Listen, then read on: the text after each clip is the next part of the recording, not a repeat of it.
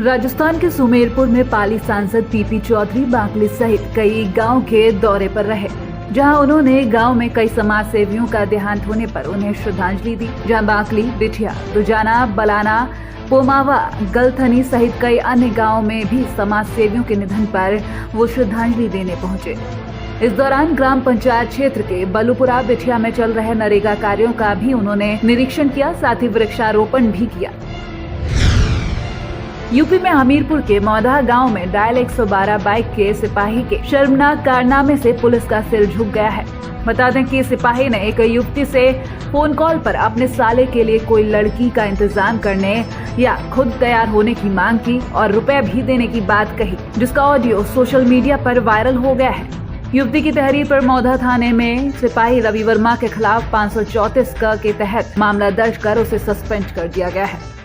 Sir, वो 100 number वाले police वाले परेशान किए थे तो मेरी कोई सुनवाई नहीं हो रही थी, तो फिर मेरे आके मीडिया वालों ने हेल्प की, फिर मेरी सुनवाई FIR दर्ज हुई। मीडिया वालों के लिए धन्यवाद। थाना मौदाहा पर कल एक महिला द्वारा ये सूचना दी गई कि डायल 100 के एक कर्मचारी द्वारा उससे फ़ोन पर अशोभनीय वार्ता की गई है। इस संबंध में उसकी दी हुई तहरीर पर थाने पे मुकदमा पंजीकृत किया गया है।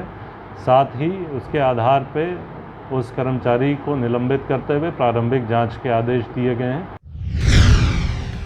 यूपी में संभल के नखासा में संतान पैदा न होने पर ने कहा कि 16 साल बाद रूबी नाम की महिला को 3 तलाक देने का मामला सामने आया है। पुलिस ने 3 तलाक पीड़ित महिला की शिकायत पर आरोपी पति इदरीस के खिलाफ दहेज उत्पीड़न और महिला विवाह अधिकार अधिनियम 2019 के तहत केस दर्ज कर मामले की जाँच शुरू कर दी है। 16 साल हो गए मेरी शादी को, मेरे बच्चे नहीं हो रहा है, तो भाई साहब मैं क्या कर सकती हूँ? इसमें मेरी क्या गलती बताइए?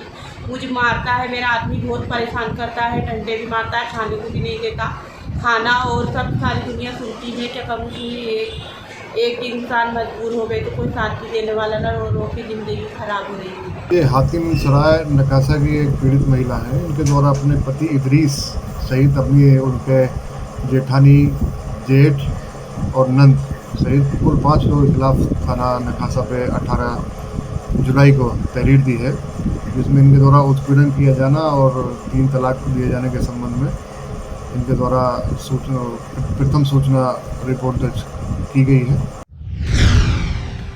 हरियाणा में फरीदाबाद नगर निगम भ्रष्टाचार का गढ़ बनता जा रहा है।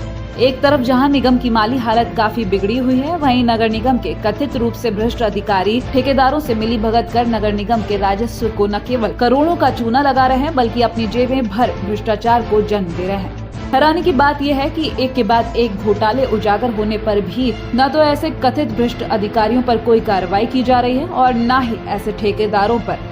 मामले में पार्षद दीपक चौधरी ने बताया कि हम निगम आयुक्त यश गर्ग से मिले हैं और इस पूरे मामले की जांच की बात कही है। इसी विषय में अभी हम कमिश्नर साहब से मिले हैं।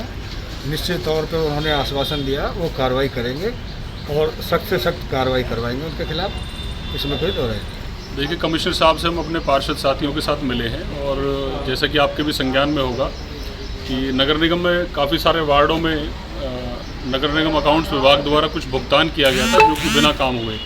तो उसके विषय में हमने कमिश्नर साहब को एक शिकायत दी थी और आज उसी विषय में हम लोगों ने कमिश्नर साहब से बात करी है कि भाई उसमें क्या कार्रवाई हुई है। तो कमिश्नर साहब ने बताया है कि उसमें एक कमेटी बना दी गई है और उसकी जांच शुरू करा दी है और बहुत ही जल्द जो सारी चीज़ें सब लोगों के सामने होंगी। कमिश्नर साहब के समक्ष पार्षद साथियों के साथ एक उनके द्वारा कुछ समस्याएं हैं जो उठाई गई हैं और उसमें विशेष तौर पर जो कंस्ट्रक्शन की क्वालिटी को लेकर के विषय में नगर निगम के साथी पार्षदों ने कुछ अपनी परेशानियां माननीय कमिश्नर साहब के समक्ष रखी हैं और उन्होंने सबको आश्वासन दिया है कि जल्द ही इसके ऊपर एक कार्रवाई कराई जाएगी।